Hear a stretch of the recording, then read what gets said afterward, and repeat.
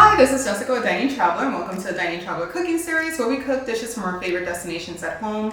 This time I'm in somebody else's home. It's Sarah's home, and she is a kind of una vecina dominicana. She's from the Dominican Republic, and she's going to teach us how to make Yaniqueques. I love that Yaniqueques. No? Yaniqueques.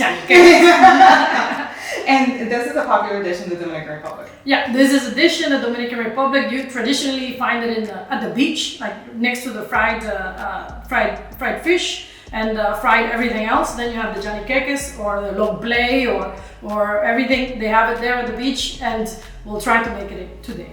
Awesome. And the one thing that I like the most is that sometimes it's so difficult to find our ingredients here living abroad, but this is all stuff you can find at home, right? It's extremely simple. Flour, butter, eggs, salt, and a little baking powder. And a lot of love.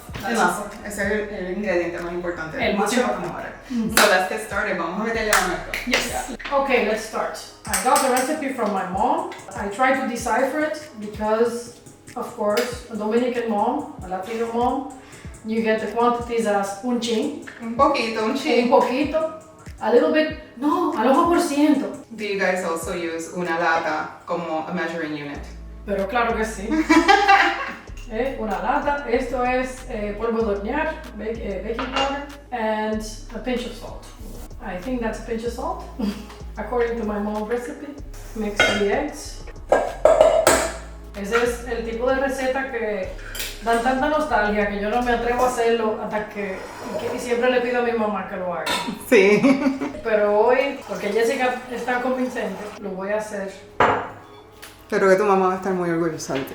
And you were talking about how it was one of the favorite dishes of your father. Yes.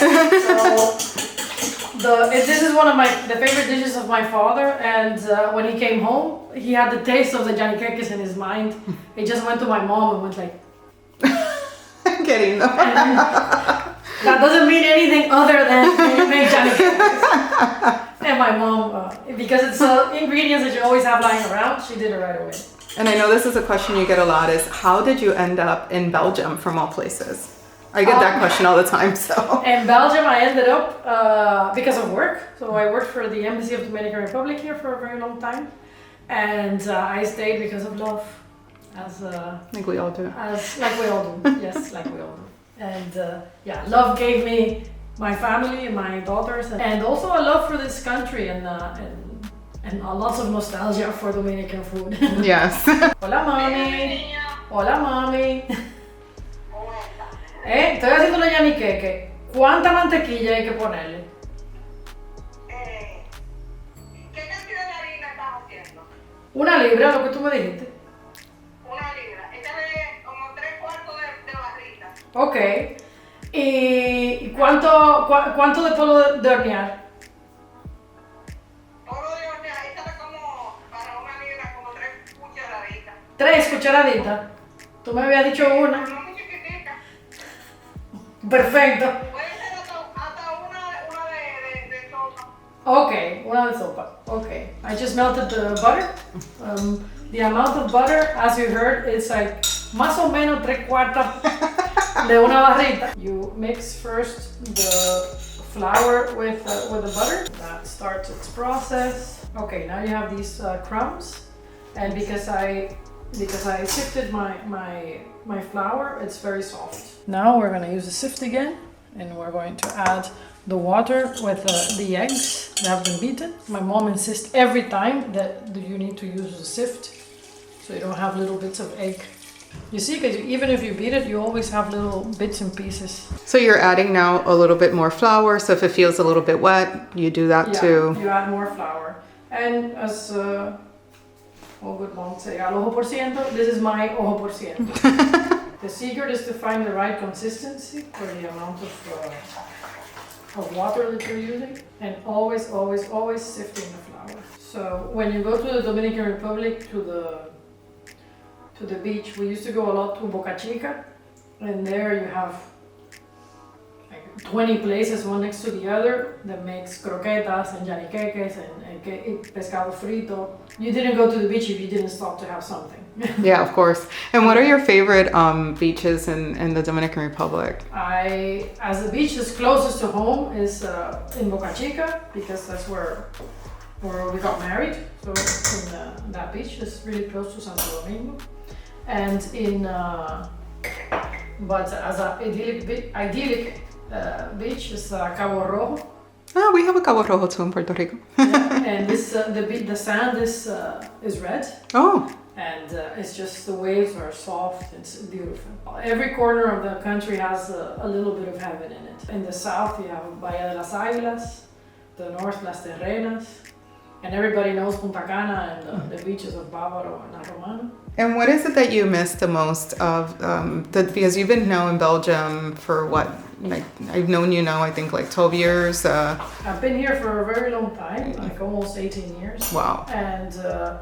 And what I miss the most is the people and being there for the wedding or the birth of a cousin's baby, and that kind of things. Those are the main things funerals and just the type of being with family, and just also being able to see all your cousins and just one call and everybody's like, where's the sancocho? There.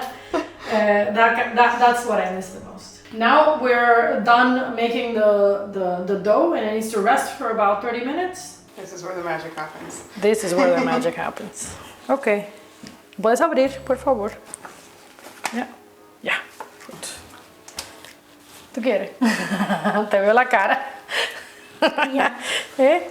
Ok, te voy a dar un chin, pero tienes que lavarte bien las manos primero. So I think this is the perfect time to ask you, how is it to be a Dominican mom? Do you have a term? I call my daughter Dutch Rican. I don't know. Dutch Rican. Dutch Rican.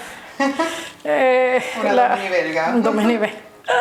No, my girls are Dominican and Belgian, and mainly Flemish. At home we speak.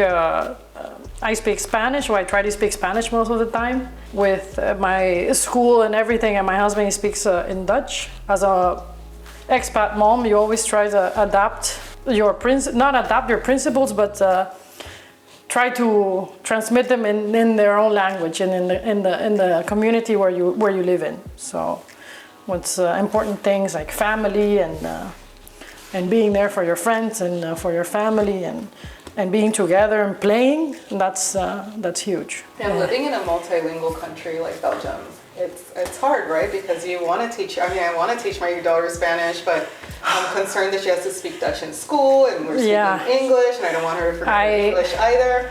So my head hurts sometimes. I'm at the supermarket, and I don't really speak Dutch. I speak more French and Dutch. So. I heard once a Romanian poet who married a Dutch guy. And she described it that her brain is schizophrenic in the sense that you change personalities when you change language. Absolutely. You change your cultural context changes. Just going outside of Brussels, for example, the signs in Flanders are in one language, or in the Netherlands they're in one language. Yeah. And in Brussels you have in Dutch and in French and sometimes in English, and that clutters. Yeah. But you also are thinking in Spanish and or in Spanglish, or well, that's why we have a nice Dominican coffee, coffee machines, lots of sleep, and it's also a richness. It's a gift that you can use all these languages. Yeah. So we see it like that, and because I speak English with my husband, my daughters already understand English, so we have no secret language. Same here. So this one you do it with coconut oil. I do it with coconut oil, so and it doesn't have any smell, and it has a very high smoke point, so you can fry it to your heart's content. It's not gonna ruin your pans or anything. We already consulted with the expert. With mom. Where she says we're good to go for the. You see. The idea is to get it as thin as possible, thin in the middle, and a little bit thick on the sides. I make a ball. Make a little ball. Put tons of harina. Ya, Ahora sí. Ahora sí. Es una rayita en el centro con el cuchillo, o dos. a lo que dé y Ok. directo al aceite. Y sin miedo. Sin miedo. Ahí. Oh, yeah. Oh, yeah. It's European touch before the sale. Yeah. I love this stuff too. Yeah, it's fantastic. So now to the fun part, to the tasting. Thank you so much for showing us how to make Yaniqueques Dominicanos. Yaniqueques. Okay, and we're here with your daughters too. So this is the kids are the true test, you know. This is how you know it's good or bad. So let's dig in. Rico, y la salsita. Muy rico. So thank you guys for tuning in.